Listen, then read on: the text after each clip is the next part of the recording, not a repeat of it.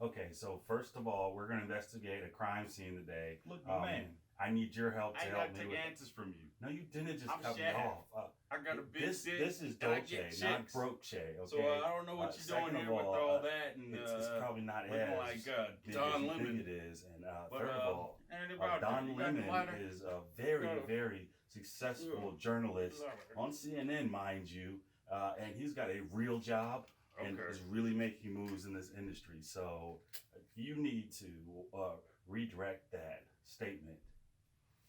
Hold up now. Hold up now. Hold your horses. I am the original OG of Shaft. I am Richard Roundtree, and I have every right to be in this movie. Now, you and you don't deserve to be in this movie like myself, but I have done my due diligence, and I deserve to get paid to be in this movie because the monkeys never paid me for what I did back in the 70s. So I am here to stay, ladies and gentlemen, here to stay.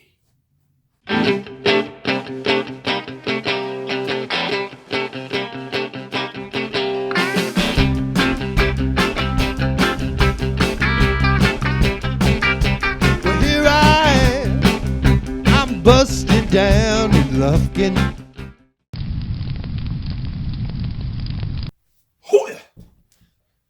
Hello, ladies and gentlemen. I am here, IDK Revy. I am here with your movie review of Shaft, a 2019 reboot of a reboot of the original 1973 Shaft. Now, let's start off with a brief history lesson. Ladies and gentlemen, if you are not familiar with Shaft, in the 70s, blaxploitation movies were the thing that black people went to go see. So we needed a black superhero, and so they conjured up Shaft, the black man who didn't take no mess from nobody, especially white people. Back in the 70s, it was a big deal because, as I said, representation was very slim, and it was very few roles out there for black people that weren't criminals, slaves, or white actors portraying us. Wait a second, that sounds kind of like today. Shocking. Times really haven't changed. Anyway, that was the original Shaft back in the 70s. It was a monumental hit amongst those in the black community because, as I said, there was very few roles out there where black men actually stuck it to the man. So fast forward about 20 years, 25 years later, and the 2000 version of Shaft came out with Samuel L. Jackson. Yes, a reboot made for a generation that didn't need to see representation so brass or sticking it to the man, because we already had better examples of black people being successful, like Denzel Washington and Will Smith in the 90s. And so to see a movie like Shaft come out in the 2000s was almost unnecessary because we had so many roles for blacks in the industry. So fast forward another 20 years and we get Shaft 2019, and it is terrible. It is condescending, it is regressive, it is homophobic, it is misogynist. Ooh, I sound like a social justice warrior. It is everything that we don't need to see in a black movie today. Now, it didn't pander to us with unnecessary politics, but it surely didn't progress us forward in any way. It was a concoction of director Tim Story and writer Kenya Barris. Those two creative minds coming together to come up with this, I guess you could say, masterpiece of awful proportions. Now, why did I name these two guys? Well, these are two guys that are known for such classics as, and you might actually like these movies, but such classics like Blackish and Girls Trip and Ride Along and other types of black movies that you'll see pop up on the screen. Like I said, they're entertaining movies. I'm very happy for them. I'm not dragging them, but they have a particular formula when they make their types of content. As you can tell with Tim Story, he also had the Think Like a Man series. And Kenya Barrett is the writer and showrunner for Blackish. Oh, no wonder there was a light-skinned love interest of the black male in this movie. I was wondering why that slipped through the cracks there. Not a nice, beautiful, black, dark-skinned woman, but a nice, plucky, close, almost passing black girl to be the love interest of the pathetic male lead in this movie. Shocking. But I caught it, though. Anyway, so the movie Shaft is about the young man in this movie. He has his best friend who dies suddenly, and when his friend dies from overdosing on heroin, he solicits the help of Shaft. Who that? That man, Shaft.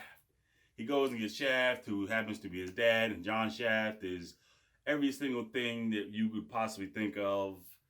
A stereotypical dad who didn't raise his son, who does drugs and sleeps with multiple black women and cusses at his son. And then, he also dabs in a little dose of homophobia because, that is always such a juicy, low-hanging fruit when it comes to black comedy, right? Black humor is awesome. Anyway, so that's the whole movie, and he gets Shaft, and Shaft has his way sticking it to the man. And, the new age guy, I guess that's supposed to be the millennial version, the punk, pretty much. Let's call him punk, because that's all he is. The punk is this well-educated, well-manicured man who they often make fun of for being educated and well-manicured, like, millennials are today. A useless, pathetic, whiny, spineless guy versus Shaft, who is the uneducated, black, ignorant, stereotype.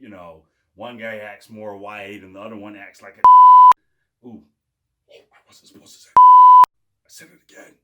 Anyway, that's pretty much what this movie is. So you can often tell how they're going to clash between the two generations. One is old-fashioned, one is new age. Look at it like one is 90s hip-hop and one is today's hip-hop.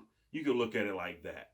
So that's pretty much the whole story. They're going to go back and forth, and they try to find who done it to the young man's best friend. And also, they got to throw in some black women in this movie, and they got to act as ratchet as they possibly can.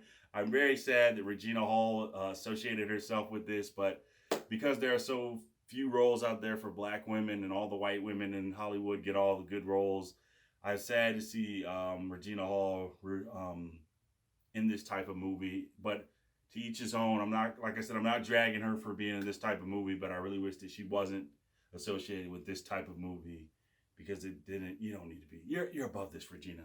You're better than this type of movie. Sam Jackson, you too.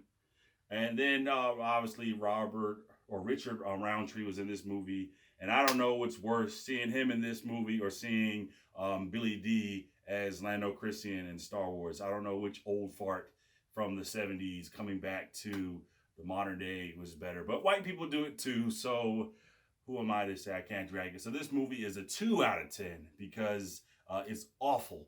And it is condescending and is very regressive and has no place in 2019. But you might have saw it. You might think it's funny.